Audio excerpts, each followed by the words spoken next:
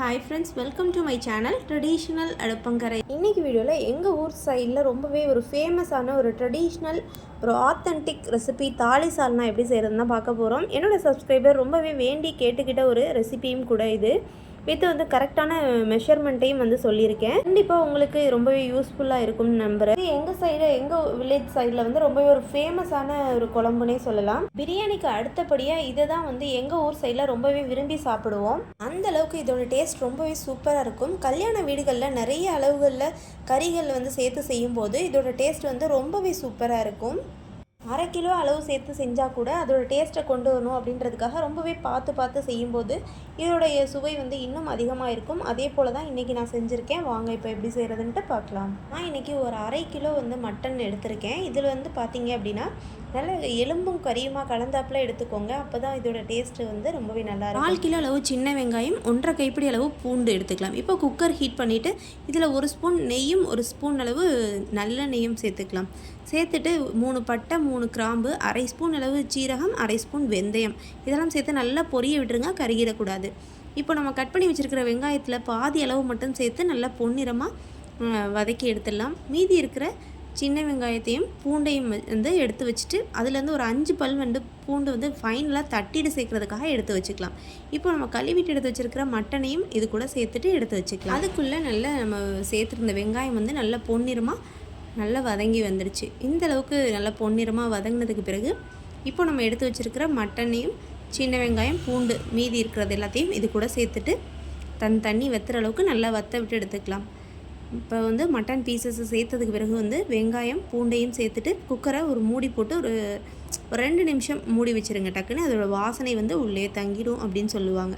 So அதனால் டக்குன்னு cooker மூடி போட்டு ஒரு 2 நிமிஷத்துக்கு வச்சுட்டு இப்போ ஓப்பன் பண்ணிடலாம். இப்போ தேவையான அளவு கல்லுப்பையும் இது கூட சேர்த்துட்றேன். ஒரு 2 ஸ்பூன் அளவு மஞ்சள் தூள், நம்ம தாளிக்கிறதுக்கு சேர்த்தோம் இல்லையா, அதே அளவில் ஒரு 1/2 ஸ்பூன் அளவு வெந்தயம், 1/2 ஸ்பூன் அளவு சீரகம் இதையும் பச்சையாகவே சேர்த்துட்டு ஒரு 2 நிமிஷம் மூடி வச்சுக்கலாம். வெந்தயம் அதிகமான அளவும் போயிடக்கூடாது, கசப்பு தன்மை ஏற்பட்டுரும் குழம்பு. ஸோ நார்மலாக இருக்கிற மாதிரி பார்த்துக்கோங்க. ஃபஸ்ட்டு ஒரு 10 நிமிஷத்துக்கு கறியில் உள்ள தண்ணி எல்லாம் நல்லா விட்டு வந்துடும். அது வரையும் நல்லா கொஞ்சம் நேரம் சிம்லே வச்சு வெயிட் பண்ணலாம். இல்லை ஒரு 10 நிமிஷத்தில் நல்லா தண்ணி எல்லாம் நல்லாவே வற்றிடுச்சு. கறியில் உள்ள தண்ணி எல்லாம் நல்லா வற்ற வச்சிட்டோம் அப்படின்னா ஒரு கவுச்சி இல்லாமல் குழம்பு சாப்பிட்றதுக்கு ரொம்பவே நல்லாயிருக்கும். இந்த அளவுக்கு நல்லா வற்றி வந்துடுச்சு. கொஞ்சம் தான் பாருங்கள் ஆயில் பிரிகிற மாதிரி ஒரு ஸ்டேஜில் ஒரு 3 ஸ்பூன் அளவு மிளகாய்த்தூள் சேர்த்துக்கிறேன். காரத்துக்கு தகுந்த மாதிரி சேர்த்துக்கோங்க. எங்கள் வீட்டில் கொஞ்சம் காரம் நல்லாவே இருக்கும். ஸோ நான் ஒரு 3 ஸ்பூன் அளவு சேர்த்துருக்கேன். நீங்கள் கம்மி பண்ணிக்கலாலும் கம்மி பண்ணிக்கலாம். இதை நல்லா கலந்து விட்டுருங்க. ஆயிலே நல்லா கலந்து விட்டதுக்கு பிறகு தண்ணி தேவையான அளவு சேர்த்துட்டு கறியை வேக வச்சு எடுத்துக்கலாம். நல்லா பாருங்கள் ஆயில் நல்லாவே பிரிஞ்சு வந்துடுச்சு கறியில் உள்ள தண்ணியெலாம் வற்றிட்டு. இப்போ தேவையான அளவு தண்ணி சேர்த்து கறியை வேக வச்சு எடுத்துக்கலாம். கறி மூழ்கிற அளவுக்கு தண்ணி சேர்த்துக்கலாம். பொதுவாக நீங்கள் மட்டன் வேக வைக்கிறதுக்கு எந்த அளவுக்கு டைம் எடுத்துக்கும் அப்படின்றது உங்களுக்கு தெரியும் இல்லையா? ஸோ அந்த நேரம் நம்ம விசில் வச்சா போதும். ஸோ எங்களோட மட்டன் பார்த்திங்க அப்படின்னா ஒரு 1/4 மணி நேரம் ஒரு 10 நிமிஷத்துலேயே நல்லா வெந்து வந்துடும். ஸோ ஒரு 4-5 விசில் விட்டு எடுத்துக்க போகிறேன். இப்போது தேவையான அளவு தண்ணியும் சேர்த்தாச்சு. கறி மூழ்கிற அளவுக்கு பார்த்துக்கோங்க. குழம்பு கொஞ்சம் தண்ணியாக தான் இருக்குது. ஸோ இதுக்கப்புறம் தான் நமக்கு மல்லித்தூள் அரிசி மாவு இதெல்லாம் சேர்த்ததுக்கப்புறம் தான் கொஞ்சம் கெட்டித்தன்மையாக இருக்கும். அது வரைக்கும் இந்த மாதிரி ஒரு தண்ணி போல தான் இருக்கும். ஒரு 4-5 விசில் விட்டு எடுத்துக்கிறேன். அதுக்குள்ளே அரிசி மாவும் பொரி அரிசி மாவும் ரெடி பண்ணிடலாம். அதற்கான மெஷர்மெண்ட்டையும் நான் கரெக்டாக சொல்லிடுறேன். பாருங்கள் ஒரு 5-6 விசில்லே நல்லா சாஃப்டாக மட்டன் பீசஸ் எல்லாம் நல்லா வெந்து வந்துடுச்சு. இப்போது இது அரிசி மாவு இருக்கும் இல்லையா, இடியப்பம்லாம் செய்வோம்ல, அந்த அரிசி மாவு 1 ஸ்பூன் அளவு சேர்த்துக்கிறேன். 1 ஸ்பூன் அளவு நல்லா கட்டிகள் இல்லாமல் தண்ணியில் நல்லா கரைச்சி எடுத்துக்கோங்க. இது இப்போ கொதிச்சிட்ருக்க குழம்புல ஊற்றிட்டு இது நல்லா கொதிக்க விட்டுடலாம்.